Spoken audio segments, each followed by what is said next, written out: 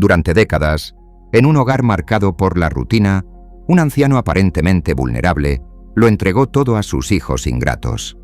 Pero cuando ellos falsificaron documentos y lo traicionaron de la peor manera, algo se quebró por dentro. Creyeron que trataban con un hombre viejo e indefenso. Se equivocaron. Yo no era solo un padre. Era la razón por la que esos hijos tenían algo. Y cuando ellos me dejaron sin nada, no imaginaron que conduciría a la justicia más inesperada. Esto fue apenas el comienzo. Antes de continuar, cuéntanos desde dónde nos estás viendo. La llamada llegó a las 3:15 de la madrugada, cuando Buenos Aires dormía ese sueño inquieto que solo conocen las ciudades que nunca descansan del todo. El timbre del teléfono me arrancó de un duermevela poblado de cuentas pendientes y preocupaciones que se arrastraban desde hacía meses. Al principio, pensé que era un error, una de esas llamadas equivocadas que te despiertan sin razón. Pero cuando escuché su voz del otro lado, supe que algo había cambiado para siempre. «Papá, soy Matías». Su tono era extraño, controlado pero tenso, como si estuviera leyendo un guión que había ensayado muchas veces.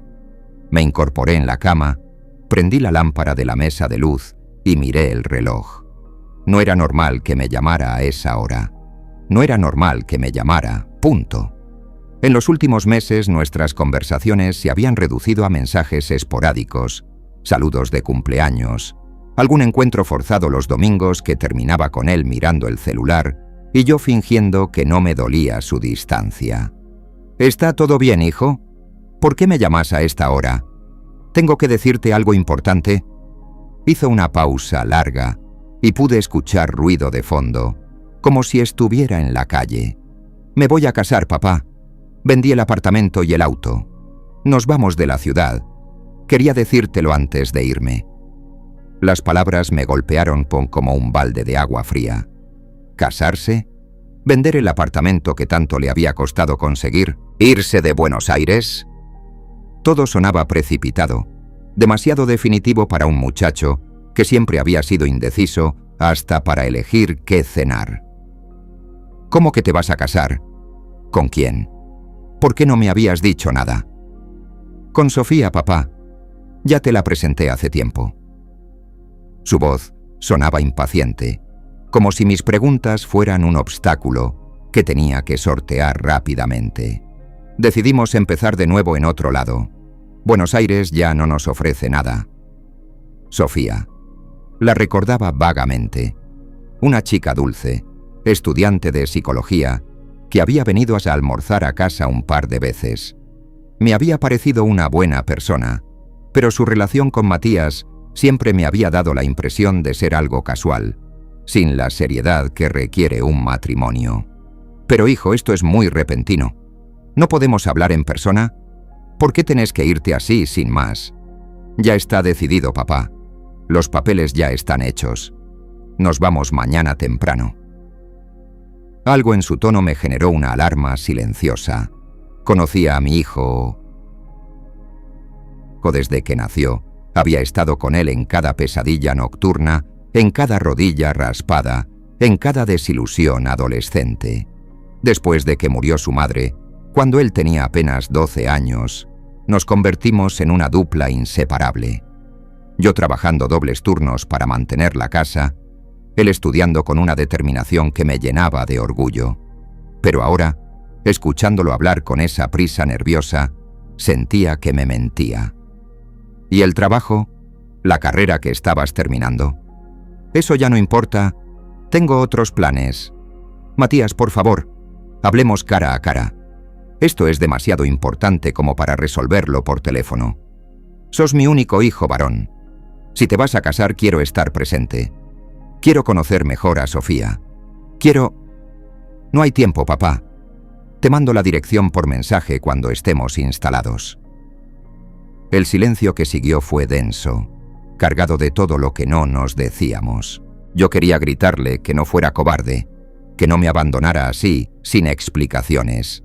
Después de todos los sacrificios que había hecho por él, quería decirle que me dolía, que me sentía traicionado, que esa no era la forma de tratar a su padre, pero también sabía que si lo hacía, tal vez perdería para siempre la posibilidad de mantener algún tipo de vínculo con él.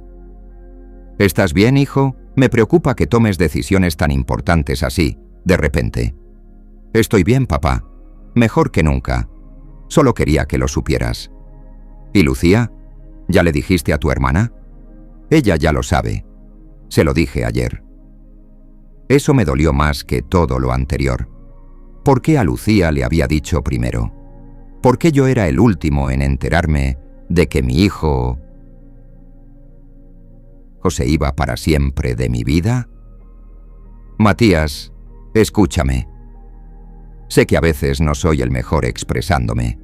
Sé que tal vez fui muy duro contigo cuando eras chico, pero todo lo que hice fue pensando en tu futuro. Si necesitas algo, si tenés algún problema, podemos solucionarlo juntos. No tenés que irte para... No es eso, papá. No es nada de eso. Por primera vez en la conversación, su voz se quebró ligeramente. Es solo que necesito hacer mi propia vida. Vos me vas a entender. Pero... tengo que cortar. Cuídate, papá. Te quiero. Y cortó. Así, sin más. Me quedé sentado en la cama, con el teléfono en la mano, sintiendo cómo se me desmoronaba algo adentro. El departamento, que ya era demasiado silencioso desde que Lucía se había ido a vivir sola, ahora me parecía un mausoleo. Miré alrededor, las fotos de Matías en la mesa del televisor, desde bebé hasta su graduación del secundario, sus libros todavía ocupando un estante entero, su habitación, que mantenía exactamente igual a como él la había dejado la última vez que vino a dormir a casa, hace ya más de 6 meses. Me levanté y caminé hasta la cocina. Prendí la cafetera y me senté a la mesa donde habíamos desayunado juntos durante años. Recordé todas las mañanas en las que él se apuraba para llegar al colegio, yo revisando que llevara todo, ambos en esa rutina cómoda que construimos después de la muerte de su madre. Recordé las charlas nocturnas cuando era adolescente, cuando me contaba sus problemas con los profesores, sus primeras decepciones amorosas, sus sueños de estudiar arquitectura y construir edificios que duraran para siempre. ¿Dónde había quedado ese muchacho? ¿En qué momento se había alejado tanto que prefería llamarme de madrugada para anunciarme su partida antes que sentarse conmigo a tomar un café y contarme qué estaba pasando realmente en su vida? El café estaba listo, pero no tenía ganas de tomarlo. Volví al living y me puse a caminar en círculos, como un animal enjaulado. Algo no cerraba. Matías nunca había sido impulsivo. Al contrario, era de los que analizaban cada decisión hasta el cansancio. Y la forma en que había hablado, esa prisa por terminar la conversación, esa negativa a darme detalles... No, definitivamente algo estaba mal. Pensé en llamar a Lucía, pero eran casi las 4 de la mañana. Ella trabajaba en una ONG que ayudaba a gente en situación de calle y necesitaba descansar. Además, si Matías le había dicho primero a ella, tal vez mi hija también estaba ocultándome algo. Tal vez los dos habían decidido que el viejo Diego ya no era importante en sus vidas, que era mejor mantenerlo al margen de las decisiones importantes. Me serví un whisky. Hacía meses que no tomaba, desde que el médico me había dicho que tenía que cuidar la presión, pero esa noche necesitaba algo que amortiguara el golpe. Me senté en el sillón donde siempre veíamos televisión juntos los domingos, cuando él todavía venía a almorzar a casa, y traté de procesar lo que había pasado. Mi hijo se iba. Mi único hijo varón, el que había sido mi compañero de vida durante casi 20 años, se iba para siempre sin darme la oportunidad de despedirme como correspondía. Se iba dejándome con todas las preguntas sin respuesta, con la sensación de haber fracasado como padre, con el departamento lleno de recuerdos y vacío de futuro. Pero había algo más. Había algo en su voz que no podía sacarme de la cabeza. Conocía demasiado bien a Matías para no darme cuenta de que estaba mintiendo, o al menos ocultando parte de la verdad. La pregunta era, ¿qué estaba escondiendo? ¿Y por qué? Me quedé despierto hasta que amaneció, dándole vueltas a la conversación, analizando cada palabra, cada pausa, cada inflexión de su voz. Y mientras el sol empezaba a filtrarse por las persianas, tomé una decisión. No iba a quedarme de brazos cruzados. Si mi hijo estaba en problemas, si necesitaba ayuda y era demasiado orgulloso para pedirla, yo iba a encontrar la forma de llegar hasta él. Porque eso hacen los padres. No se rinden, aunque sus hijos les rompan el corazón. Esa mañana, cuando por fin me decidí a llamar a Lucía, ya sabía que iba a hacer todo lo que estuviera en mis manos para descubrir qué le estaba pasando realmente a Matías. Y si era necesario, iba a hacer esa llamada que cambiaría nuestras vidas para siempre. Esperé hasta las 9 de la mañana para llamar a Lucía. No había logrado dormir ni un minuto después de que Matías cortara, y cada hora que pasaba se hacía más intensa la certeza de que algo andaba muy mal. Mi hija siempre había sido la más sensata de los dos, la que heredó la practicidad de su madre y mi terquedad para no abandonar las causas perdidas. Si alguien podía ayudarme a entender qué estaba pasando realmente, era ella. «Hola, papá. Ya sé por qué me llamas». Su voz sonaba cansada, preocupada. Confirmaba mis sospechas. Lucía sabía más de lo que Matías me había contado. «Necesito verte, hija. ¿Podemos encontrarnos hoy? Estoy en el trabajo, pero podés venir al mediodía. Tengo una pausa larga entre las reuniones». La sede de la ONG donde trabajaba Lucía quedaba en San Telmo, en un edificio viejo que habían adaptado para recibir a gente que vivía en la calle. Mientras viajaba en colectivo, no podía dejar de pensar en la ironía. Mi hija ayudaba todos los días a personas sin hogar, y tal vez mi hijo estuviera en una situación similar sin que yo lo supiera. Lucía me estaba esperando en la entrada. A los 28 años, tenía esa serenidad que da el trabajo social, pero cuando me vio llegar pude notar la tensión en sus ojos oscuros, tan parecidos a los de su madre. «Vamos a caminar», me dijo después de abrazarme. «Acá ya hay mucho ruido y necesitamos hablar tranquilos». Caminamos hasta una plaza cercana y nos sentamos en un banco. El sol del mediodía calentaba fuerte, pero había una brisa que hacía soportable el calor de febrero. Lucía se quedó un momento en silencio, como ordenando las palabras antes de hablar. «Papá, Matías no se va a casar». Las palabras me golpearon aunque ya las esperaba. Lo imaginé. ¿Qué está pasando realmente? «Está en la calle, papá. Perdió el trabajo hace 3 meses y no pudo seguir pagando el alquiler. Vendió todo lo que tenía para sobrevivir, pero ya no le queda nada. Y rompió con Sofía hace más de 1 mes». Sentí como si me hubieran pegado un puñetazo en el estómago. Mi hijo, mi Matías, estaba viviendo en la calle y yo no me había dado cuenta. ¿Cómo era posible que hubiera estado tan ciego? ¿Por qué no me dijo nada? ¿Por qué no me pidió ayuda? Lucía me miró con una mezcla de comprensión y dolor. «Porque es igual a vos, papá. Igual de orgulloso, igual de obstinado. Prefiere inventar una mentira sobre una boda inexistente antes que admitir que fracasó. Pero yo soy su padre. Soy su familia. ¿Cómo puede preferir dormir en la calle antes que venir a casa? Porque tiene vergüenza. Porque se siente un perdedor. Porque piensa que te va a decepcionar si admite que no pudo solo con la vida».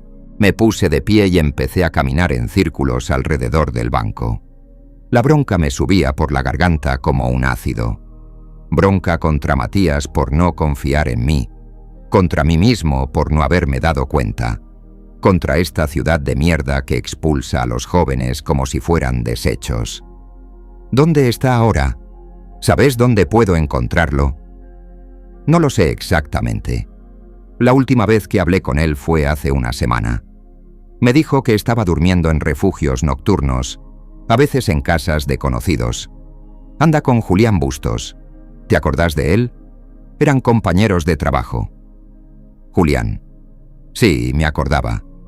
Un pibe bueno, trabajador, que había venido varias veces a casa. Si alguien sabía dónde estaba Matías, era él. ¿Tenés su teléfono?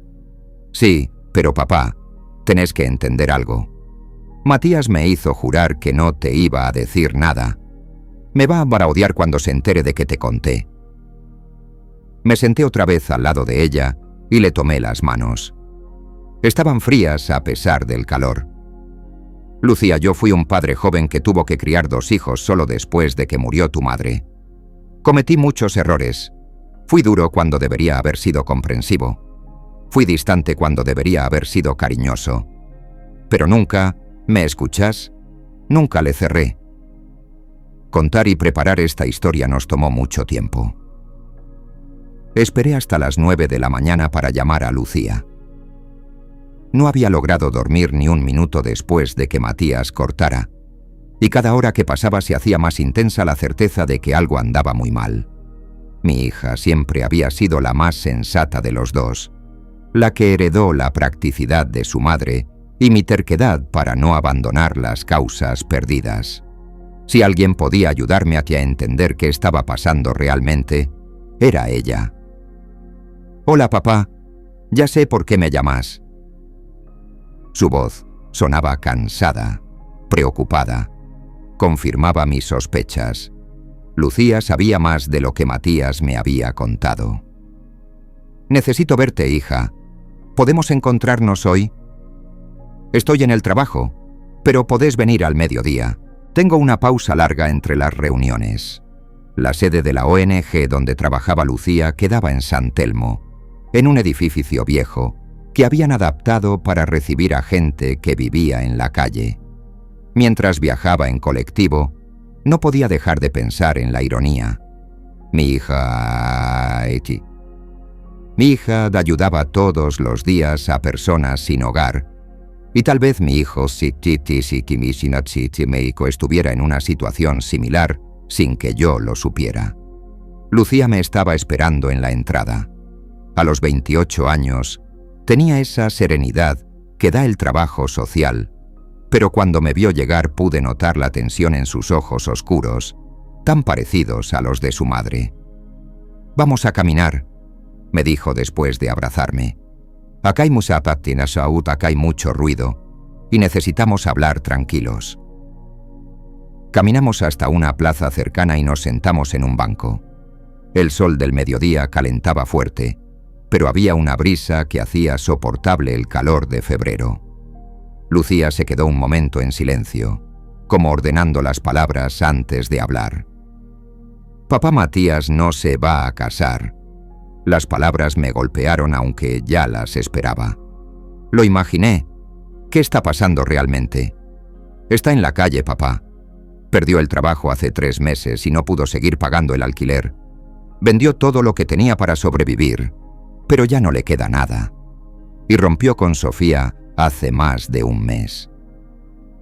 Sentí como si me hubieran pegado un puñetazo en el estómago. Mi hijo, mi Matías, estaba viviendo en la calle y yo no me había dado cuenta. ¿Cómo era posible que hubiera estado tan ciego? ¿Por qué no me dijo nada? ¿Por qué no me pidió ayuda? Lucía me miró con una mezcla de comprensión y dolor. Porque es igual a vos, papá. Igual de orgulloso, igual de obstinado.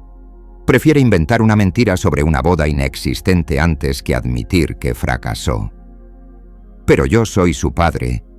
Soy su familia. ¿Cómo puede preferir dormir en la calle antes que venir a casa? Porque tiene vergüenza. Porque se siente un perdedor. Porque piensa que te va a decepcionar si admite que no pudo solo con la vida. Me puse de pie y empecé a caminar en círculos alrededor del banco. La bronca me subía por la garganta como un ácido. Bronca contra Matías por no confiar en mí, contra mí mismo por no haberme dado cuenta. contra esta ciudad de mierda que expulsa a los jóvenes como si fueran desechos. ¿Dónde está ahora? ¿Sabes dónde puedo encontrarlo? No lo sé exactamente. La última vez que hablé con él fue hace una semana. Me dijo que estaba durmiendo en refugios nocturnos, a veces en casas de conocidos. Anda con Julián Bustos. ¿Te acordás de él? Eran compañeros de trabajo. Julián. Sí, me acordaba. Un pibe bueno, trabajador, que había venido varias veces a casa. Si alguien sabía dónde estaba Matías, era él. ¿Tenés su teléfono? Sí, pero papá, tenés que entender algo. Matías me hizo jurar que no te iba a decir nada. Me va a odiar cuando se entere de que te conté. Me senté otra vez al lado de ella y le tomé las manos. Estaban frías a pesar del calor. Lucía, yo fui un padre joven que tuvo que criar 2 hijos solo después de que murió tu madre. Cometí muchos errores. Fui duro cuando debería haber sido comprensivo. Fui distante cuando debería haber sido cariñoso. Pero nunca, ¿me escuchás? Nunca le cerré la puerta a ninguno de ustedes. Y no voy a empezar ahora. Vi cómo se le llenaban los ojos de lágrimas. Mi hija, siempre tan fuerte, tan controlada, estaba sufriendo tanto como yo por la situación de su hermano. Él no lo ve así, papá. Él piensa que tenés expectativas muy altas, que siempre le exigiste ser perfecto. Y ahora que se le desmoronó todo, no puede venir a casa a admitir que no es el hijo exitoso que esperabas. Esas palabras me dolieron más que todo lo anterior. ¿Realmente le había dado esa impresión a Matías?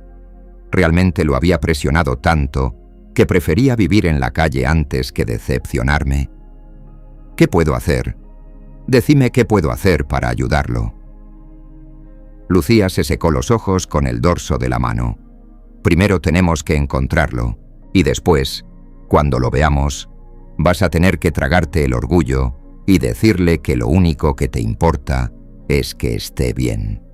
No importa si fracasó, no importa si no tiene trabajo, no importa si vendió todo.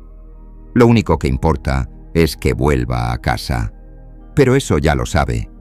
No, papá, no lo sabe. Porque nunca se lo dijiste con esas palabras. Porque siempre fue más fácil hablar de responsabilidades y obligaciones que de sentimientos. Tenía razón. Toda la razón del mundo. Yo había crecido en una época en la que los hombres no hablaban de emociones, en la que un padre demostraba amor trabajando duro y poniendo límites firmes. Pero tal vez eso no había sido suficiente para Matías. Tal vez él había necesitado escuchar más seguido que lo amaba independientemente de sus logros. Llámame a Julián. Ahora. Lucía buscó el número en su teléfono y marcó. Yo me quedé mirándola mientras hablaba, admirando esa fuerza que tenía para lidiar con crisis humanas todos los días. Cuando cortó, me miró con esperanza por primera vez en toda la conversación. Julián dice que puede venir a encontrarse con nosotros en 1 hora. Conoce a Matías mejor que nadie en este momento. Si hay alguien que puede ayudarnos a llegar hasta él, es Julián. Decidimos esperarlo en un café cerca de la ONG. Durante ese rato, Lucía me contó más detalles sobre la situación de Matías. Cómo había perdido el trabajo en una empresa de construcción cuando empezaron los despidos masivos. Cómo había usado todos sus ahorros tratando de mantenerse a flote. Cómo la relación con Sofía se había deteriorado porque ella no podía sostener económicamente a los dos. Cómo había empezado a mentir, inventando entrevistas de trabajo inexistentes y proyectos que nunca se concretaban. La última vez que lo vi estaba muy delgado, me dijo, y tenía esa mirada de los que ya no esperan nada bueno. Esa imagen me partió el corazón. Mi hijo, que de chico era pura energía y optimismo, que soñaba con construir edificios y cambiar el mundo, ahora era un joven sin esperanza, que dormía en refugios y mentía a su familia para no admitir su fracaso. Cuando llegó Julián, Lo reconocí inmediatamente a pesar de que habían pasado años desde la última vez que lo había visto. Era un muchacho de la edad de Matías, pero con esa madurez precoz que da haber luchado desde muy joven. Nos saludó con respeto, pero pude ver en sus ojos la misma preocupación que teníamos Lucía y yo. Don Diego, me alegro de verlo. Lamento las circunstancias. Julián, necesito saber dónde está mi hijo, necesito ayudarlo. El muchacho se sentó y pidió un café. Antes de hablar, me miró fijamente, como evaluando si podía confiar en mí. Matías está pasándola muy mal, don Diego. Muy mal. Pero es tan orgulloso que no acepta ayuda de nadie. Cuando le digo que hable con usted, se pone como loco. Dice que prefiere morirse antes que volver a su casa siendo un fracasado. Pero él no es un fracasado. Es mi hijo, y lo amo independientemente de lo que esté pasando. Eso se lo tiene que decir a él, no a mí. En ese momento, supe que Julián tenía razón. Tenía que encontrar a Matías y decirle cara a cara todo lo que nunca le había dicho. Tenía que hacer esa llamada que cambiaría nuestras vidas para siempre. Y tenía que hacerlo ya, antes de que fuera demasiado tarde. Julián se tomó su tiempo para hablar, como si estuviera pesando cada palabra. Pude ver en sus ojos esa mezcla de lealtad hacia mi hijo y preocupación genuina que me tranquilizó. Al menos Matías tenía un amigo de verdad en medio de todo este desastre. Don Diego, antes de decirle dónde puede encontrar a Matías, necesito que entienda en qué se metió su hijo. Y necesito saber que usted está preparado para lo que va a ver. Me enderecé en la silla. Decime todo. No me escondas nada. Julián miró a Lucía, que le hizo una seña para que continuara. Después me miró a mí directamente a los ojos. Su hijo está durmiendo en refugios nocturnos hace más de 2 meses. Cuando no consigue lugar, duerme en la calle. Ha perdido peso, está siempre sucio porque no tiene dónde bañarse regularmente. Y lo peor de todo es que está perdiendo la esperanza. Yo trato de ayudarlo, pero también tengo mis limitaciones. Cada palabra era como un clavo que se me clavaba en el pecho. Mi Matías, mi hijo, que siempre había sido tan cuidadoso con su apariencia, tan orgulloso de su independencia, reducido a eso. ¿Cómo llegó a esta situación? Contame todo desde el principio. Julián se reclinó en la silla y suspiró. Cuando cerraron la constructora donde trabajábamos, yo conseguí otro laburo rápido porque tengo contactos, pero Matías se puso más selectivo. Decía que no iba a aceptar cualquier cosa, que él tenía estudios, que merecía algo mejor. Rechazó varios trabajos porque los consideraba por debajo de su nivel. Reconocí inmediatamente esa actitud. Era exactamente lo que yo había hecho cuando era joven. Esa arrogancia que te hace creer que el mundo te debe algo. La diferencia era que yo había tenido la suerte de encontrar trabajo estable antes de quedarme sin ahorros. Al principio vendió algunas cosas de valor. La computadora, unos libros que tenía. Después empezó con los electrodomésticos. La relación con Sofía se puso tensa porque ella esperaba que él contribuyera con los gastos de la casa, pero Matías no tenía nada para aportar. Empezó a inventar que tenía entrevistas de trabajo, que estaba por cerrar un proyecto freelance, cualquier cosa para no admitir que no conseguía nada. Lucía intervino, y cuando Sofía se dio cuenta de que le mentía, terminó la relación. Eso lo destruyó completamente. Exacto, continuó Julián. Perdió a la novia y al mismo tiempo se quedó sin lugar para vivir. Sofía le había estado pagando la mitad del alquiler sin decirle nada, para no herirlo en su orgullo. Cuando ella se fue, Matías no pudo mantener el departamento ni un mes más. La imagen que se armaba en mi cabeza era devastadora. Mi hijo había caído en una espiral de mentiras y orgullo que lo había llevado directo a la calle, y todo por no poder admitir que necesitaba ayuda. ¿Por qué no vino a casa? ¿Por qué no me pidió ayuda? Julián me miró con una mezcla de comprensión y frustración. Porque usted siempre le dijo que tenía que ser independiente, que un hombre de verdad se las arregla solo. Porque cada vez que hablaban, usted le preguntaba cómo andaba el trabajo, cuándo se iba a recibir, cuándo le iba a dar nietos. Matías tenía terror de decepcionarlo. Esas palabras me cayeron como un balde de agua fría.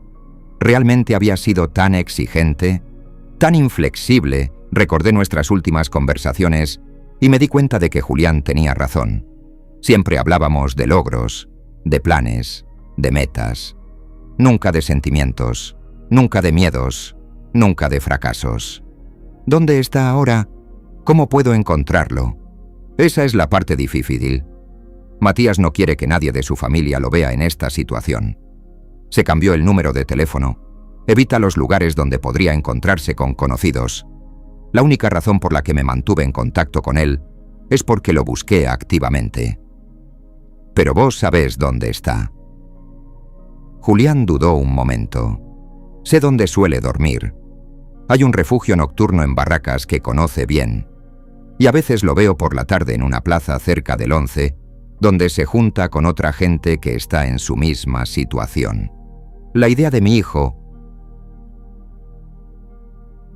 juntándose con gente en su misma situación, me removió algo visceral. No era desprecio hacia esas personas, sino dolor puro de imaginar a Matías reducido a eso. Llévame. Ahora. Don Diego, no es tan simple. Si usted aparece de repente, Julián se tomó su tiempo para hablar, como si estuviera pesando cada palabra. Pude ver en sus ojos esa mezcla de lealtad hacia mi hijo y preocupación genuina que me tranquilizó. Al menos Matías tenía un amigo de verdad en medio de todo este desastre. Don Diego, antes de decirle dónde puede encontrar a Matías, necesito que entienda en qué se metió su hijo. Y necesito saber que usted está preparado para lo que va a ver. Me enderecé en la silla. Decime todo. No me escondas nada. Julián miró a Lucía, que le hizo una seña para que continuara. Después me miró a mí directamente a los ojos. Su hijo está durmiendo en refugios nocturnos hace más de 2 meses. Cuando no consigue lugar, duerme en la calle. Ha perdido peso. Está siempre sucio porque no tiene dónde bañarse regularmente. Y lo peor de todo es que está perdiendo la esperanza. Yo trato de ayudarlo, pero también tengo mis limitaciones.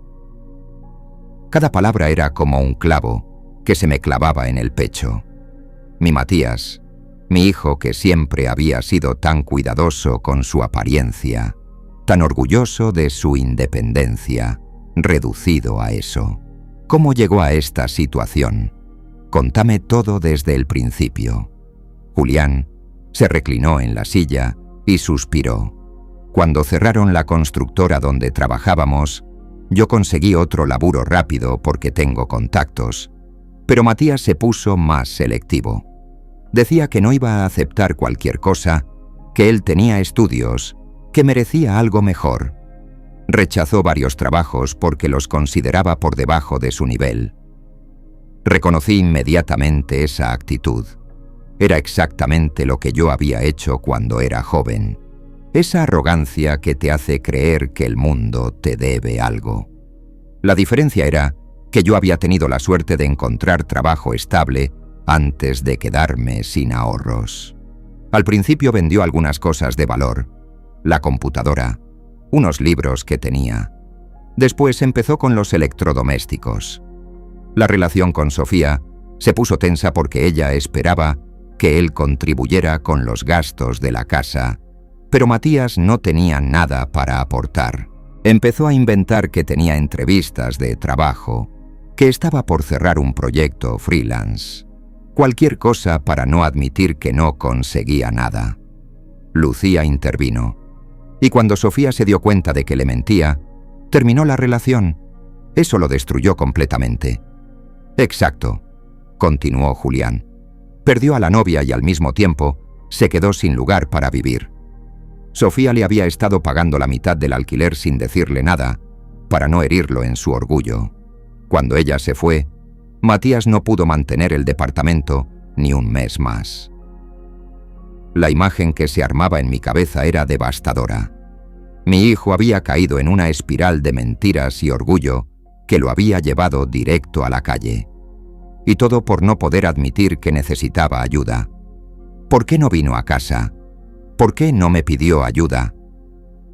Julián me miró con una mezcla de comprensión y frustración. Porque usted siempre le dijo que tenía que ser independiente, que un hombre de verdad se las arregla solo. Porque cada vez que hablaban, usted le preguntaba cómo andaba el trabajo, cuándo se iba a recibir, cuándo le iba a dar nietos. Matías tenía terror de decepcionarlo. Esas palabras me cayeron como un balde de agua fría. ¿Realmente había sido tan exigente? ¿Tan inflexible? Recordé nuestras últimas conversaciones y me di cuenta de que Julián tenía razón. Siempre hablábamos de logros, de planes, de metas. Nunca de sentimientos, nunca de miedos, nunca de fracasos. ¿Dónde está ahora? ¿Cómo puedo encontrarlo? Esa es la parte difícil. Matías no quiere que nadie de su familia lo vea en esta situación. Se cambió el número de teléfono. Evita los lugares donde podría encontrarse con conocidos. La única razón por la que me mantuve en contacto con él es porque lo busqué activamente.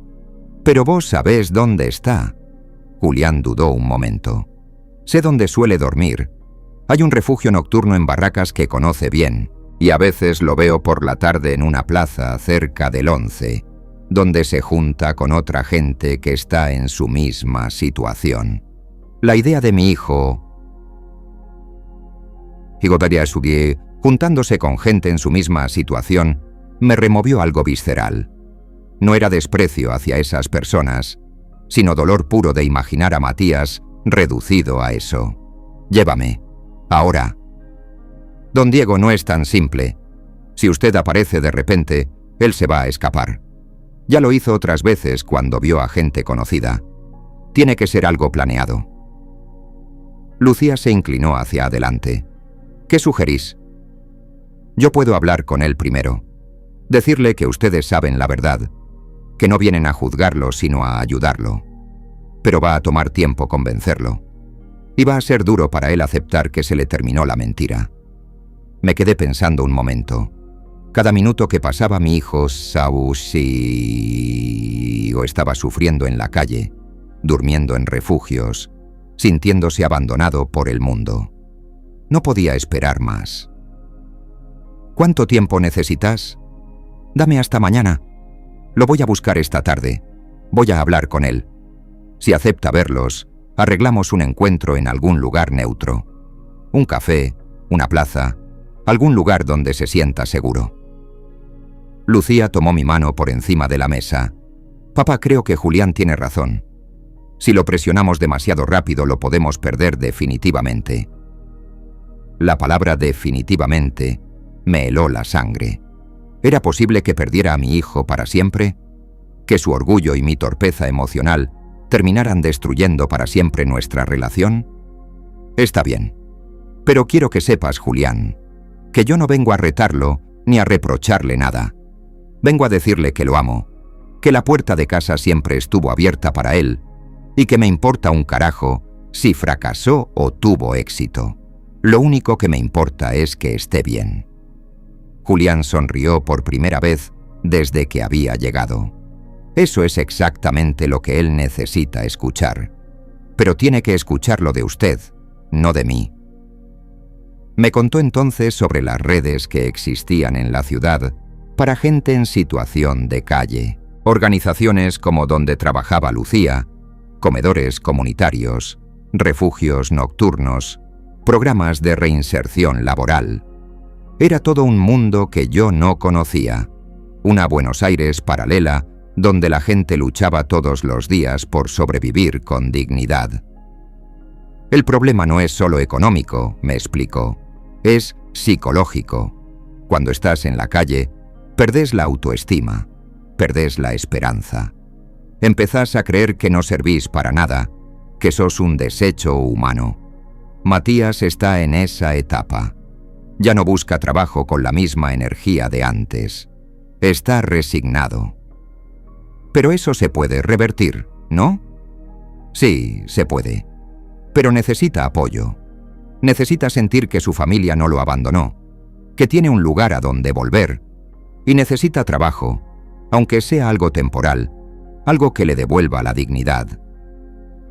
Julián me contó que él trabajaba ahora para una cooperativa que hacía refacciones menores en edificios. No pagaba mucho, pero era trabajo honesto y había posibilidad de crecimiento. Si Matías aceptaba, él podía recomendarlo, pero primero tiene que salir del pozo emocional en el que está, y eso solo lo puede hacer su familia. Cuando nos despedimos, Julián me prometió que esa misma tarde iba a buscar a Matías. Me iba a llamar al día siguiente, temprano, para contarme cómo había ido la conversación. Caminé con Lucía hasta la parada del colectivo. Los dos íbamos en silencio, procesando todo lo que habíamos escuchado. Antes de que llegara mi colectivo, mi hija me abrazó fuerte. «Papá, yo sé que te sentís culpable, pero esto no es solo culpa tuya. Matías también tomó decisiones equivocadas. Lo importante ahora es ayudarlo a salir adelante. No puedo dejar de pensar que si hubiera sido menos exigente, menos rígido, tal vez él habría venido a casa antes de que las cosas llegaran a este punto. Tal vez. Pero no podés cambiar el pasado. Solo podés cambiar lo que pasa de ahora en adelante». Durante el viaje de vuelta a casa, pensé en todas las conversaciones que había tenido con Matías en los últimos años. Me di cuenta de que Julián tenía razón. Yo siempre había puesto la vara muy alta. Siempre había esperado que fuera exitoso, independiente, que nunca tuviera problemas serios. Nunca le había dicho que estaba bien fracasar, que estaba bien pedir ayuda, que estaba bien no tener todas las respuestas. Esa noche no pude cenar. Me quedé sentado en la cocina, mirando la silla donde él se sentaba cuando era chico, donde desayunábamos juntos antes de que se fuera al colegio. Pensé en todos los sacrificios que había hecho para darle una buena educación, para que tuviera oportunidades que yo no había tenido. Y me di cuenta de que en algún momento, sin darme cuenta, esos sacrificios se habían convertido en expectativas, y esas expectativas se habían convertido en una carga demasiado pesada para él. Mañana, si todo salía bien, iba a tener la oportunidad de reparar años de malos entendidos. Iba a poder decirle a mi hijo todas las cosas que nunca le había dicho. Iba a poder abrazarlo y traerlo de vuelta a casa, donde siempre debería haber estado. La llamada de Julián llegó a las 7 de la mañana. Yo ya estaba despierto desde las 5, tomando café y mirando por la ventana, esperando que sonara el teléfono. Cuando por fin sonó, las manos me temblaron tanto que casi se me cae. «Don Diego, encontré a Matías». El corazón me latía tan fuerte que pensé que se me iba a salir del pecho. «¿Cómo está? ¿Qué te dijo?» «Está mal, don Diego. Muy mal. Lo encontré en el refugio de Barracas y cuando me vio se puso a llorar. Llorar como un chico. Me dijo que ya no podía más, que estaba cansado de mentir, de esconderse, de tener hambre. Tuve que sentarme. La imagen de mi hijo y en IntelliCredity. Llorando como un niño perdido me quebró completamente. «¿Le dijiste que sabemos la verdad?» «Sí». Al principio se puso furioso. Me gritó que yo no tenía derecho a contarles nada, pero después se calmó. Creo que en el fondo se sintió aliviado de que se hubiera terminado la mentira. «¿Acepta verme?» Julián hizo una pausa larga. «Acepta, pero con condiciones. Quiere que sea en un lugar público, que vaya usted solo, y que le prometa que no lo va a obligar a volver a casa si él no quiere». «Acepto todo». «¿Cuándo? ¿Dónde?» «Esta tarde a las 4, en el café de la esquina de Corrientes y Medrano. Es un lugar que él conoce. Se siente cómodo ahí». Después de cortar con Julián, llamé a Lucía para contarle. Ella quería venir conmigo, Pero yo sabía que Matías había pedido que fuera solo por algo. Tal vez necesitaba que fuera un encuentro entre hombres, entre padre e hijo, sin mediadores. Las horas hasta las 4 de la tarde se me hicieron eternas. Me bañé, me afeité, me puse mi mejor camisa. Quería que Matías viera que esto era importante para mí, que me había tomado el trabajo de arreglarme para él. Después me di cuenta de que tal vez eso lo haría sentir peor por su propia apariencia, pero ya era demasiado tarde para cambiarme. Llegué al café 15 minutos antes. Elegí una mesa cerca de la ventana, desde donde podía ver la calle. Pedí un cortado que no toqué y me quedé esperando, con el estómago hecho un nudo. Lo vi venir desde lejos. Caminaba lento, como si cada paso le costara un esfuerzo enorme. Tenía la cabeza gacha, las manos en los bolsillos, y cuando se acercó, pude ver que Julián no había exagerado. Estaba muy delgado, tenía la ropa sucia y arrugada, el pelo largo y desprolijo. Pero lo que más me dolió fue ver sus ojos. Esos ojos que de chico brillaban con cada descubrimiento, que de adolescente se llenaban de sueños cuando me contaba sus planes, ahora estaban apagados, como si hubiera perdido toda la esperanza. Cuando entró al café, me vio inmediatamente, pero se quedó parado en la puerta un momento, como si estuviera considerando la posibilidad de salir corriendo. Finalmente se acercó a mi mesa y se sentó enfrente, sin mirarme a los ojos. «Hola, papá». «Hola, hijo». Nos quedamos en silencio un momento. Yo no sabía cómo empezar, y él parecía estar esperando que yo dijera algo. El mozo se acercó y Matías pidió un café con leche y 2 medialunas. Noté que tenía hambre, que probablemente hacía tiempo que no comía como correspondía. «Matías», empecé, y mi voz sonó ronca. «Ante todo quiero pedirte perdón». Levantó la vista por primera vez desde que había llegado. Sus ojos se llenaron de sorpresa. «No tenés nada de qué pedirme perdón». «Sí tengo. Tengo que pedirte perdón por haberte hecho sentir que no podías venir a casa cuando...». La llamada de Julián llegó a las 7 de la mañana.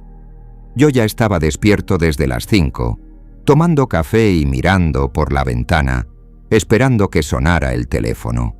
Cuando por fin sonó, las manos me temblaron tanto que casi se me cae. «Don Diego, encontré a Matías». El corazón me latía tan fuerte que pensé que se me iba a salir del pecho. «¿Cómo está? ¿Qué te dijo?» «Está mal, don Diego. Muy mal. Lo encontré en el refugio de Barracas y cuando me vio se puso a llorar. Llorar como un chico. Me dijo que ya no podía más, que estaba cansado de mentir, de esconderse, de tener hambre. Tuve que sentarme. La imagen de mi hijo, o llorando como un niño perdido, me quebró completamente. «¿Le dijiste que sabemos la verdad?» «Sí». Al principio se puso furioso. Me gritó que yo no tenía derecho a contarles nada. Pero después se calmó. Creo que en el fondo se sintió aliviado de que se hubiera terminado la mentira. «¿Acepta verme?» Julián hizo una pausa larga. «Acepta, pero con condiciones. Quiere que sea en un lugar público, que vaya usted solo, y que le prometa que no lo va a obligar a volver a casa si él no quiere». «Acepto todo». «¿Cuándo? ¿Dónde?» «Esta tarde a las 4, en el café de la esquina de Corrientes y Medrano. Es un lugar que él conoce. Se siente cómodo ahí». Después de cortar con Julián llamé a Lucía para contarle. Ella quería venir conmigo, pero yo sabía que Matías había pedido que fuera solo por algo. Tal vez necesitaba que fuera un encuentro entre hombres, entre padre e hijo, sin mediadores. Las horas hasta las 4 de la tarde se me hicieron eternas. Me bañé, me afeité, me puse mi mejor camisa. Quería que Matías viera que esto era importante para mí, que me había tomado el trabajo de arreglarme para él. Después me di cuenta de que tal vez eso lo haría sentir peor por su propia apariencia, pero ya era demasiado tarde para cambiarme. Llegué al café 15 minutos antes. Elegí una mesa cerca de la ventana, desde donde podía ver la calle. Pedí un cortado que no toqué y me quedé esperando, con el estómago hecho un nudo. Lo vi venir desde lejos. Caminaba lento, como si cada paso le costara un esfuerzo enorme. Tenía la cabeza gacha, las manos en los bolsillos, y cuando se acercó pude ver que Julián no había exagerado. Estaba muy delgado, tenía la ropa sucia y arrugada, el pelo largo y desprolijo. Pero lo que más me dolió fue ver sus ojos. Esos ojos que de chico brillaban con cada descubrimiento, que de adolescente se llenaban de sueños cuando me contaba sus planes, ahora estaban apagados, como si hubiera perdido toda la esperanza. Cuando entró al café, me vio inmediatamente, pero se quedó parado en la puerta un momento, como si estuviera considerando la posibilidad de salir corriendo. Finalmente se acercó a mi mesa y se sentó enfrente, sin mirarme a los ojos. «Hola, papá». «Hola, hijo, Vicky, hijo». Nos quedamos en silencio un momento. Yo no sabía cómo empezar, y él parecía estar esperando que yo dijera algo. El mozo se acercó y Matías pidió un café con leche y 2 medialunas. Noté que tenía hambre, que probablemente hacía tiempo que no comía como correspondía. «Matías», empecé, y mi voz sonó ronca. «Ante todo quiero pedirte perdón». Levantó la vista por primera vez desde que había llegado. Sus ojos se llenaron de sorpresa. «No tenés nada de qué pedirme perdón». «Sí tengo. Tengo que pedirte perdón por haberte hecho sentir que no podías venir a casa cuando las cosas se pusieron difíciles. Tengo que pedirte perdón por haberte llenado la cabeza de expectativas tan altas que preferiste vivir en la calle antes que decepcionarme». Vi cómo se le empezaron a llenar los ojos de lágrimas. Trató de disimular mirando hacia la calle, pero no pudo. «Papá, yo...» «No, déjame terminar. Tengo 58 años, y recién ahora me doy cuenta de que nunca te dije las cosas importantes. Nunca te dije que estaba orgulloso de vos por ser buena persona, independientemente de tus logros. Nunca te dije que estaba bien fracasar, que estaba bien pedir ayuda, que estaba bien no tener todas las respuestas a los 26 años. Las lágrimas ya le corrían por las mejillas sin disimulo. La gente en las mesas de al lado empezó a mirarnos, pero no me importó. Yo crecí creyendo que un padre tenía que preparar a sus hijos para la vida haciéndolos fuertes, poniéndoles desafíos. Pero nunca entendí que también tenía que hacerles saber que podían volver a casa cuando no pudieran con esos desafíos. Papá, por favor, no... Matías, mírame. Le tomé las manos por encima de la mesa. Estaban frías y ásperas. Vos sos mi hijo. Sos mi sangre. Sos lo que más amo en este mundo, junto con tu hermana. No me importa si perdiste el trabajo. No me importa si vendiste todo. No me importa si dormiste en la calle. Lo único que me importa es que estés vivo, que estés acá conmigo y que me des la oportunidad de ayudarte». Ahí se largó a llorar completamente. Lloró como no lloraba desde que era chico, con esos sollozos que salen desde el alma. Yo me levanté, rodeé la mesa y me senté a su lado. Lo abracé fuerte. Olía a mugre, a ropa vieja, a derrota. Pero era mi hijo. Y en ese momento hubiera dado todo lo que tenía por poder borrar su dolor. «Perdóname, papá.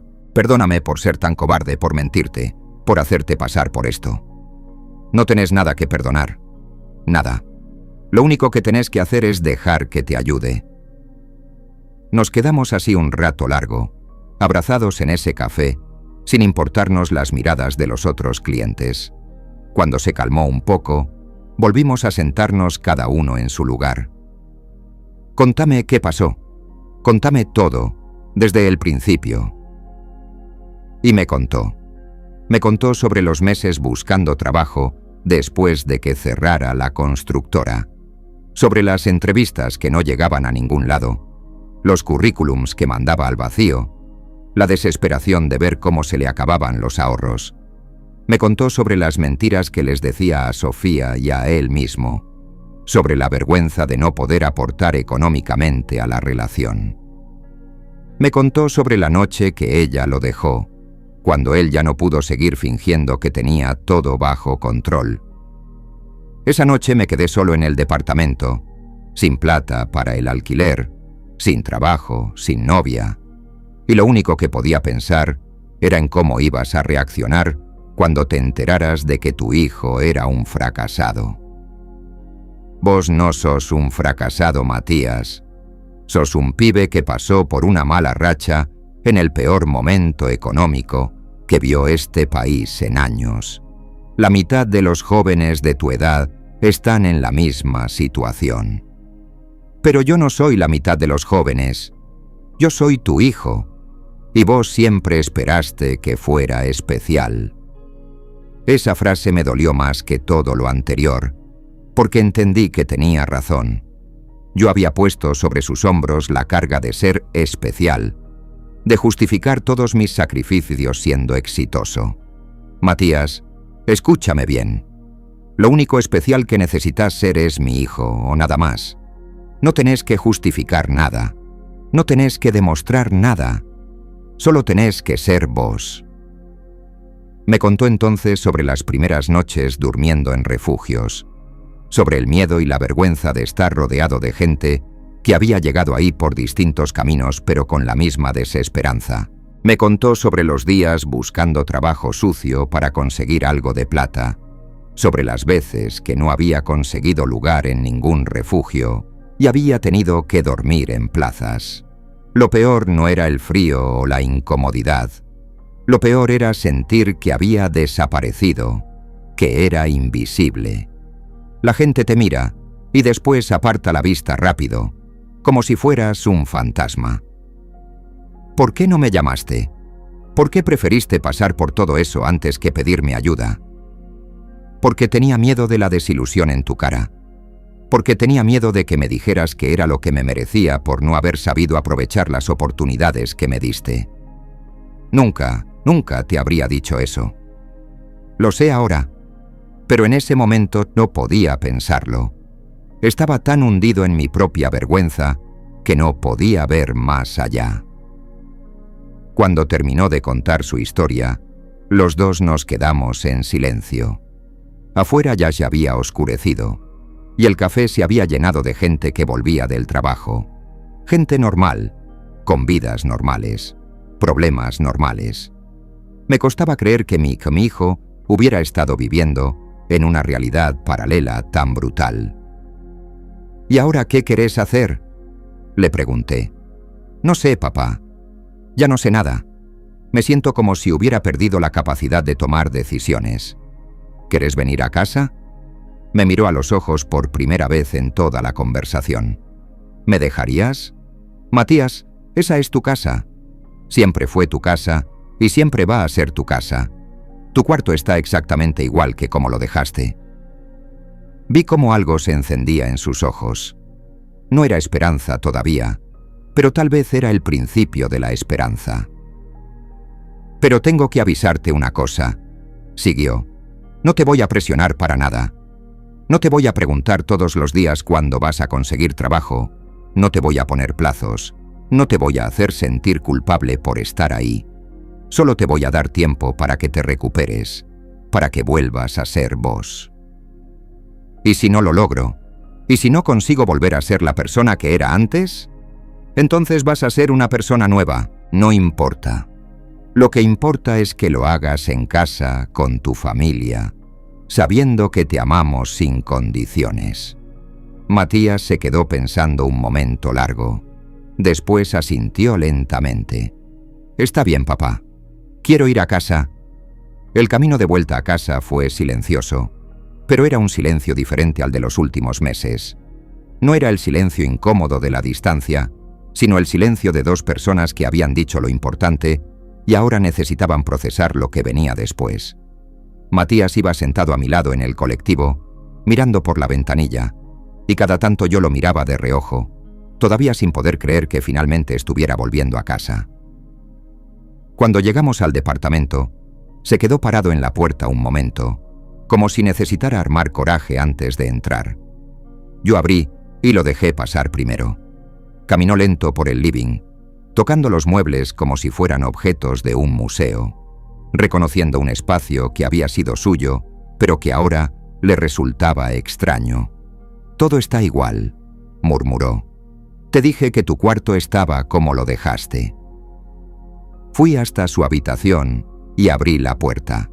Había mantenido su cama hecha, sus libros ordenados, incluso sus revistas de arquitectura apiladas en el escritorio. La única diferencia era que había menos polvo del que debería haber habido, porque yo la limpiaba religiosamente todas las semanas, como si fuera un altar donde mantenía viva la esperanza de que algún día volviera. Matías se sentó en el borde de la cama y se tapó la cara con las manos. «No puedo creer que haya preferido dormir en refugios antes que volver acá. Ya pasó. No tiene sentido atormentarse con lo que podría haber sido diferente.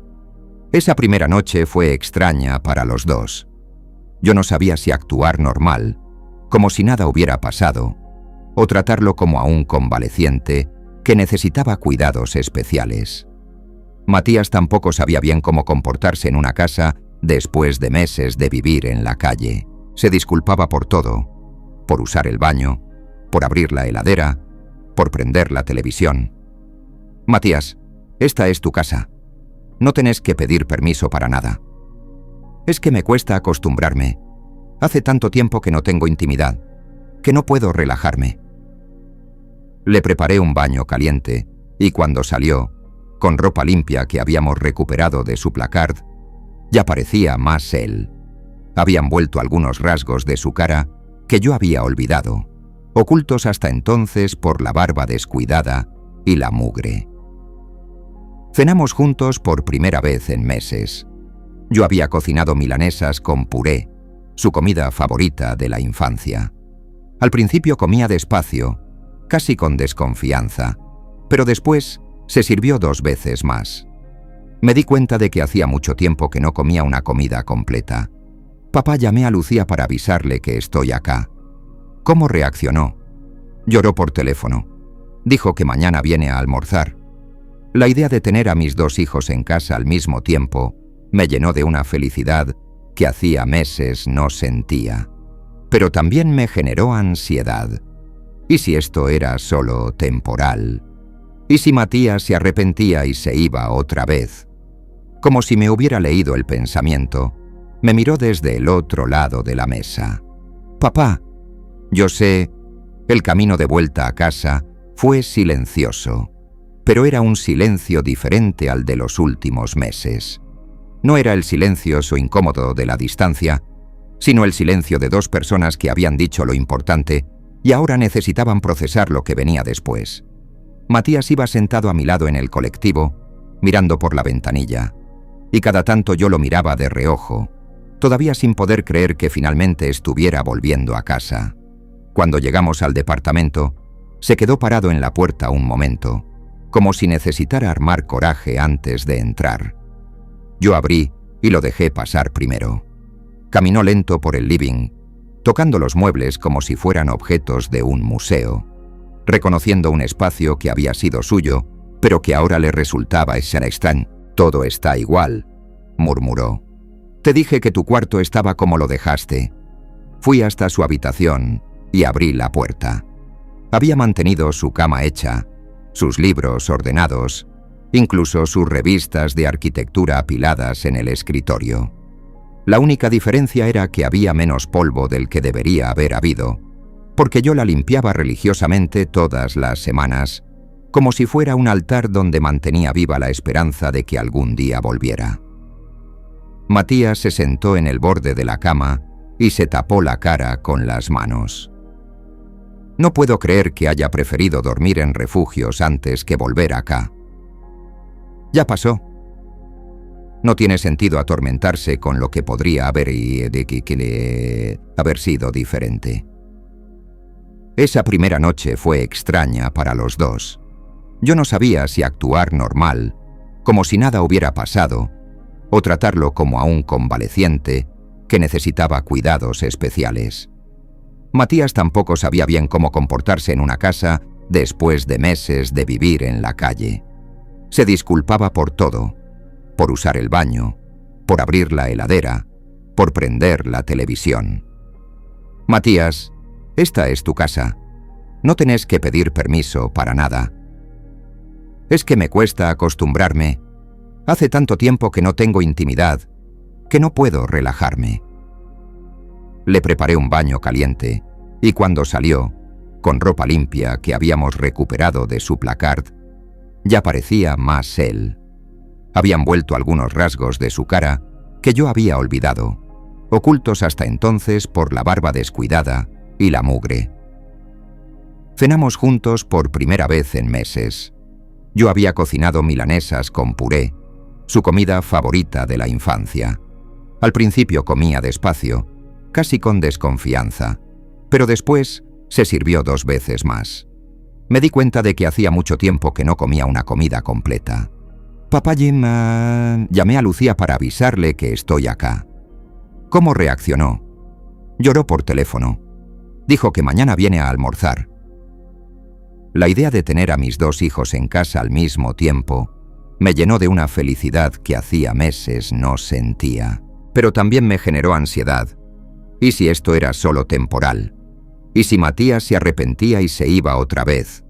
Como si me hubiera leído el pensamiento, me miró desde el otro lado de la mesa. «Papá, yo sé que tenés miedo de que me vaya otra vez, pero necesito que sepas que no va a pasar. Esta vez no voy a salir corriendo cuando las cosas se pongan difíciles. No tenés que prometerme nada. Solo necesito que sepas que acá vas a estar bien. Pero sí tengo que prometerlo. A vos y a mí mismo. Porque parte del problema fue que nunca enfrenté las cosas de frente. Siempre preferí escapar antes que pedir ayuda». Esa noche los 2 dormimos mal. Yo me despertaba cada 2 horas para escuchar si él seguía en su cuarto, si no se había ido en el medio de la noche. Y él después me contó que se había despertado varias veces pensando que estaba en el refugio, desorientado por tener una cama cómoda y silencio alrededor. Al día siguiente llegó Lucía temprano con 2 bolsas del supermercado. Quería cocinar ella el almuerzo, dijo, para celebrar que estábamos juntos otra vez. Cuando vio a Matías, lo abrazó tan fuerte que pensé que lo iba a asfixiar. «Pelotudo, ¿cómo nos hiciste sufrir?», le dijo, llorando y riéndose al mismo tiempo. «Ya sé, Lucy, ya sé. Fue hermoso verlos juntos otra vez. Durante años, después de la muerte de su madre, ellos habían sido mis compañeros de vida, el trío que había enfrentado todo junto. Ver cómo se burlaban uno del otro, cómo se contaban anécdotas, cómo Lucía lo retaba por haber sido tan orgulloso, me recordó por qué había valido la pena cada sacrificio que había hecho por ellos. «Bueno», dijo Lucía mientras servía el guiso que había preparado, «ahora hay que pensar qué vamos a hacer para que salgas adelante». Matías se puso serio. «No sé si estoy listo para volver a buscar trabajo. Todavía me siento roto». «Y está bien que te sientas así», le dijo Lucía. «Pero no podés quedarte en esa sensación para siempre. En la ONG vemos esto todo el tiempo. La gente que estuvo en la calle necesita tiempo para reconstruir la autoestima, pero también necesita pequeños logros que le devuelvan la confianza». «¿Qué tipo de pequeños logros?» «Trabajo social, tal vez. Ayudar a otra gente que está pasando por lo mismo que vos pasaste. Es increíble lo que puede hacer por tu autoestima saber que tu experiencia sirve para ayudar a otros». La idea me pareció interesante, pero no quise presionar. Matías tenía que llegar a sus propias conclusiones sobre qué quería hacer con su vida. Esa tarde, cuando Lucía se fue, Matías y yo nos quedamos tomando café en la cocina. Hacía mucho calor y habíamos abierto todas las ventanas, pero no corría nada de aire. Era uno de esos días sofocantes de Buenos Aires, donde hasta respirar cuesta trabajo. «Papá, tengo que contarte algo». Por el tono de su voz, me di cuenta de que era algo importante. Contame. En los refugios conocí a mucha gente. Gente que tiene historias parecidas a la mía, pero también gente que llegó ahí por razones completamente distintas. Hay pibes que se quedaron sin familia. Hay tipos que perdieron todo por problemas de adicción. Hay mujeres que escaparon de situaciones de violencia. Debe ser duro ver eso. Al principio sí, pero después te das cuenta de que no sos el único que la pasó mal, que tu problema no es el más grave del mundo. Y también te das cuenta de que hay gente que está mucho peor que vos, pero que no perdió la esperanza. Se quedó un momento callado, como ordenando las palabras. Había un señor, Roberto, que debe tener la edad tuya. Perdió el trabajo, después la casa, después la familia. Está en el refugio hace casi un año, pero todos los días se levanta, se afeita, se peina y sale a buscar trabajo. Todos los días. Y cuando vuelve por la noche sin haber conseguido nada, no se queja. Al día siguiente se vuelve a levantar y sale otra vez. ¿Y eso qué te enseñó? Que yo tuve suerte, que yo tenía una familia que me estaba esperando, que tenía a dónde volver. Roberto no tiene a nadie, y sin embargo él sigue luchando, y yo había dejado de luchar. Me emocioné escuchándolo hablar así. Era como si el Matías que yo conocía, el que siempre había sido reflexivo y empático, estuviera volviendo de a poco. ¿Quieres hacer algo para ayudar a esa gente? No sé si estoy preparado todavía, pero sí sé que no quiero olvidarme de que existen. No quiero volver a mi vida de clase media y hacer de cuenta que no vi lo que vi. Esa conversación me hizo entender que mi hijo había cambiado. Había perdido la inocencia, pero había ganado algo que tal vez era más valioso. Había ganado perspectiva, empatía y una comprensión del mundo que no se aprende en ninguna universidad. Durante las siguientes semanas desarrollamos una rutina. Matías se levantaba tarde, desayunaba conmigo si yo no tenía que ir a trabajar y después se quedaba en casa leyendo o mirando televisión. Por las tardes a veces salíamos a caminar o él se encontraba con Julián, que había empezado a visitarnos regularmente. Julián le había conseguido algunos trabajos de mediodía, cosas sencillas que no le generaran demasiada presión. Pintar departamentos, hacer mandados, trabajos que le daban algo de plata, pero sobre todo le devolvían la sensación de ser útil.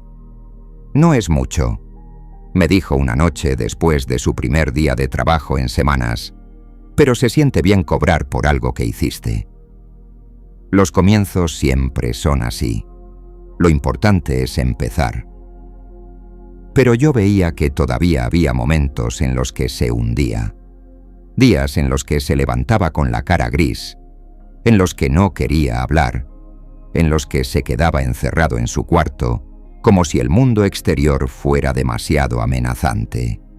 En esos momentos yo no sabía qué hacer. Debía insistir en que saliera. Debía dejarlo estar. Debía buscar ayuda profesional.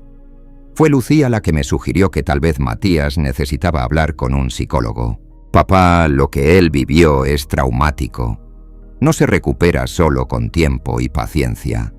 Necesita ayuda profesional para procesar todo lo que pasó. Al principio Matías se resistió a la idea.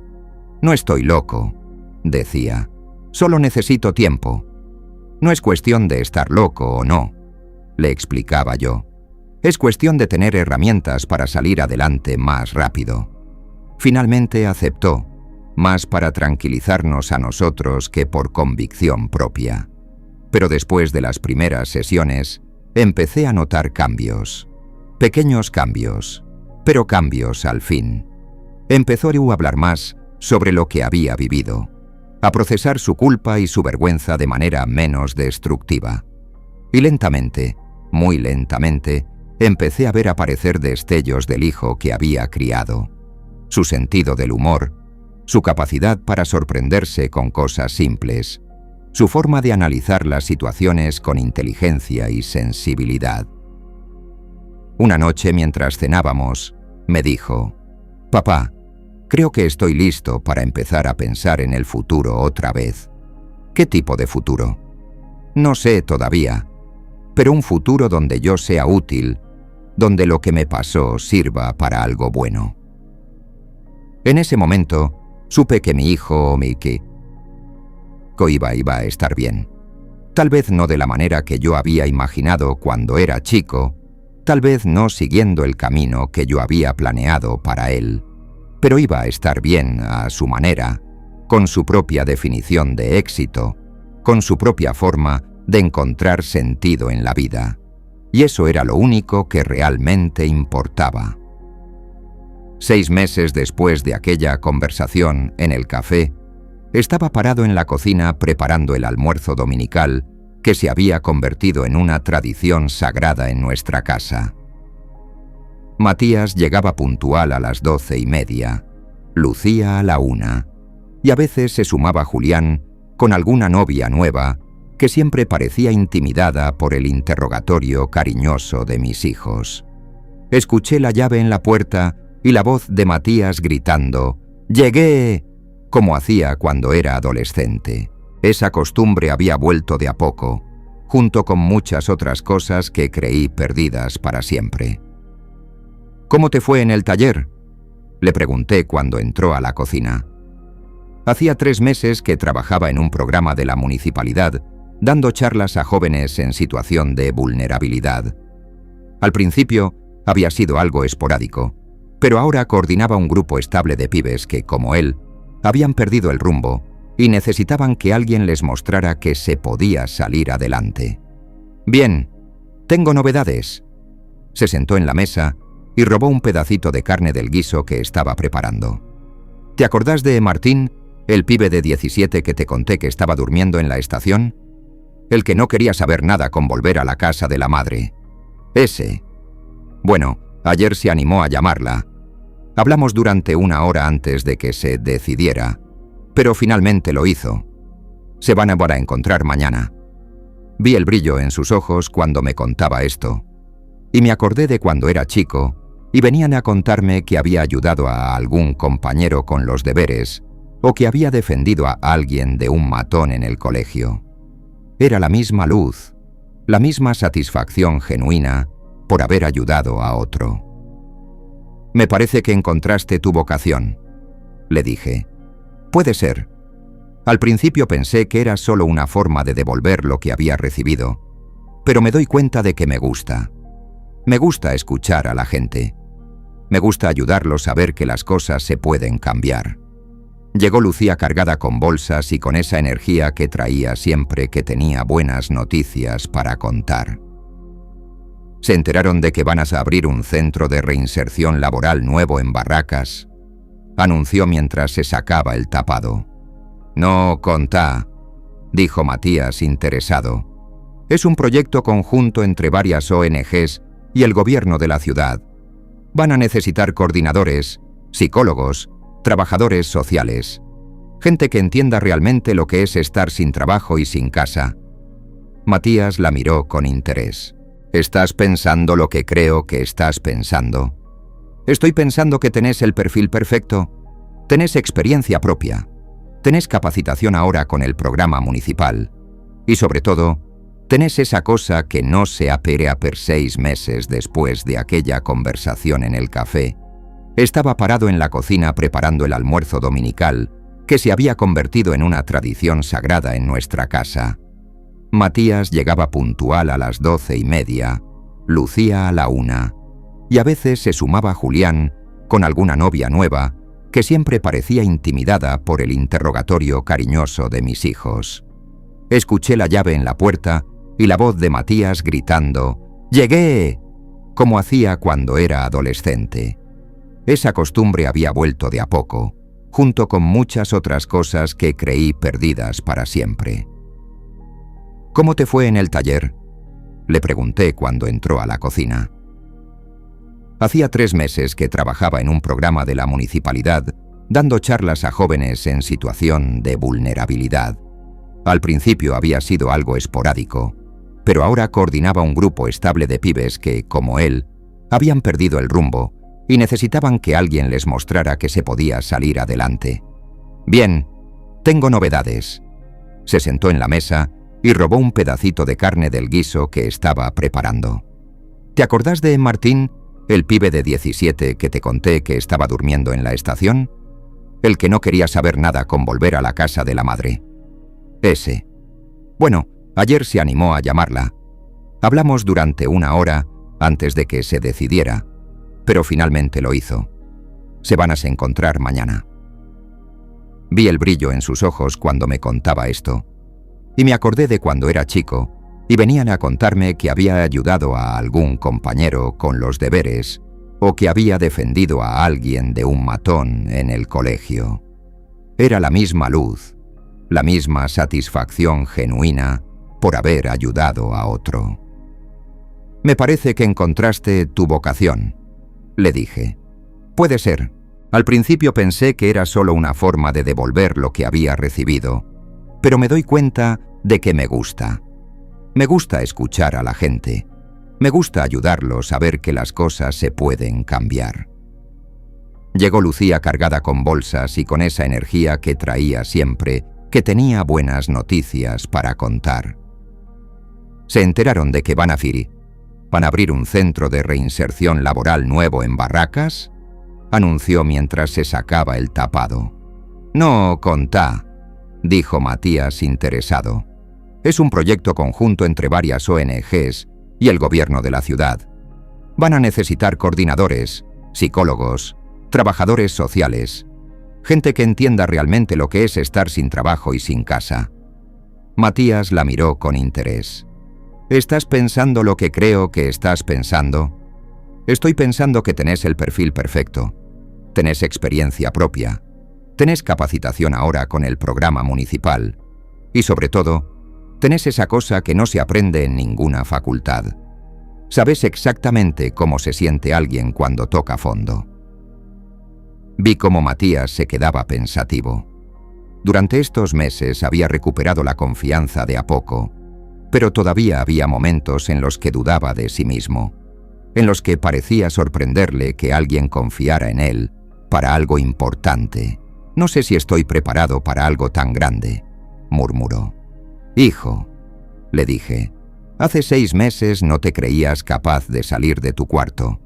Hace 3 meses no te creías capaz de ayudar a un pibe de 17 años. Y mira lo que lograste con Martín».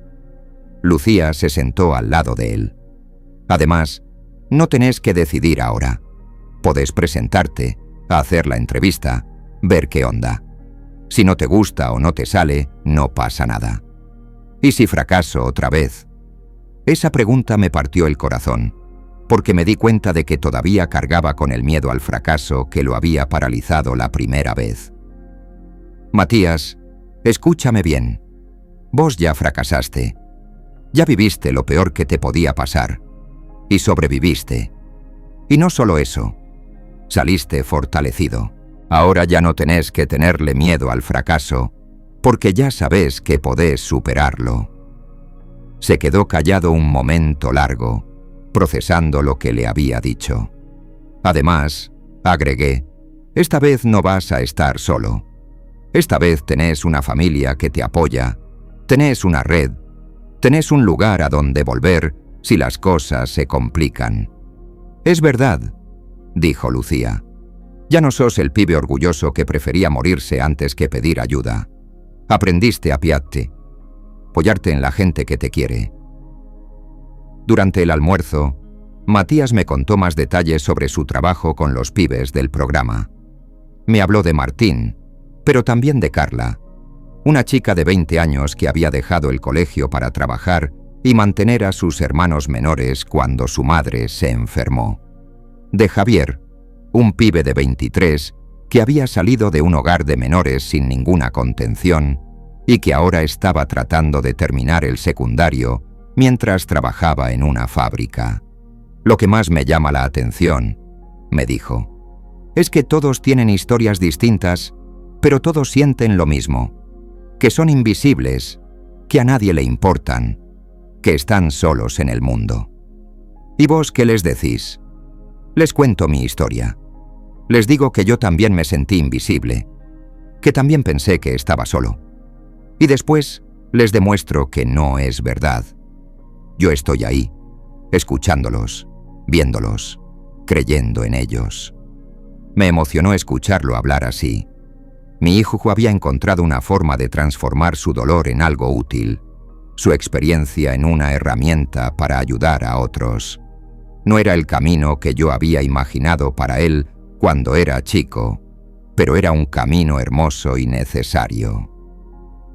¿Sabes qué me dijeron la semana pasada?, siguió contando. Que soy diferente a otros coordinadores que han tenido. Que cuando les hablo de superarse, de salir adelante, ellos me creen porque saben que yo realmente estuve donde ellos están ahora. Es lo que se llama credibilidad, le dijo Lucía. No podés enseñar algo que no aprendiste en carne propia. Después del almuerzo, Lucía se fue a encontrarse con unas amigas y Matías se quedó conmigo a tomar café. Era uno de esos domingos de otoño perfectos, con sol pero sin calor agobiante, y habíamos abierto las ventanas para que entrara la brisa. «Papá, hay algo más que quiero contarte». Por el tono de su voz, me di cuenta de que era algo importante.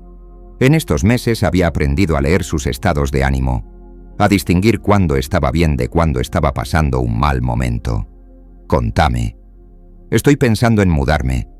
Sentí una punzada en el pecho, pero traté de no demostrarlo. Habíamos hablado de esto varias veces. Él necesitaba recuperar su independencia, y yo necesitaba aprender a dejarlo ir sin miedo. ¿A dónde? No lejos. Julián me dijo que en su edificio se liberó un monoambiente. No es gran cosa, pero es algo que puedo pagar con lo que gano ahora, y si consigo el trabajo en el centro nuevo, mejor todavía. ¿Te sentís preparado? Creo que sí. Pero esta vez es distinto. No me voy porque quiero demostrar que puedo solo. Me voy porque realmente estoy listo. Y no me voy cortando vínculos. Me voy sabiendo que tengo una familia que me apoya. Tenía razón. Esta vez era completamente diferente. La primera vez se había ido lleno de orgullo y expectativas irreales.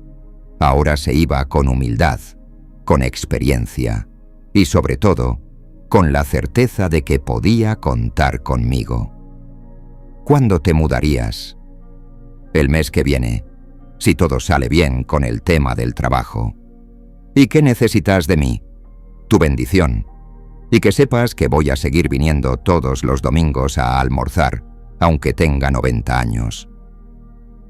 Esa noche, después de que Matías se fuera, me quedé sentado en el living pensando en todo lo que habíamos pasado juntos en el último año. La llamada de madrugada que había empezado todo, el encuentro en el café, las primeras semanas difíciles cuando volvió a casa, los avances y retrocesos, las charlas nocturnas donde me había contado cosas de su experiencia en la calle que todavía me costaba procesar. Pensé también en mí mismo, en cómo había tenido que aprender a ser un padre diferente, menos exigente, más comprensivo, menos centrado en los logros externos, más interesado en su bienestar emocional. Había sido un proceso doloroso, porque había implicado reconocer que muchas de las cosas que había hecho con la mejor intención habían terminado lastimándolo. Pero también había sido un proceso hermoso, porque me había permitido conocer a mi hijo de una manera más profunda. Ahora sabía de qué tenía miedo, qué lo motivaba realmente, cómo pensaba, cómo procesaba el mundo. Y él sabía que podía confiar en mí, que podía mostrarme sus debilidades sin que yo lo juzgara. 3 semanas después, lo ayudé a mudarse a su nuevo departamento. Era pequeño, modesto, pero estaba limpio y tenía buena luz. Cuando terminamos de subir las pocas cosas que tenía, nos sentamos en el piso a compartir una pizza. ¿Te acordás de la última vez que me mudé?, me preguntó. No me dejaste ayudarte. Dijiste que podías solo. Qué pelotudo que era. No eras pelotudo. Eras joven. Y yo no te había enseñado que pedir ayuda era una virtud, no una debilidad. Se quedó un momento callado, mirando por la ventana que daba a la calle. «Papá, quiero que sepas que todo lo que pasó valió la pena». «¿Por qué decís eso?»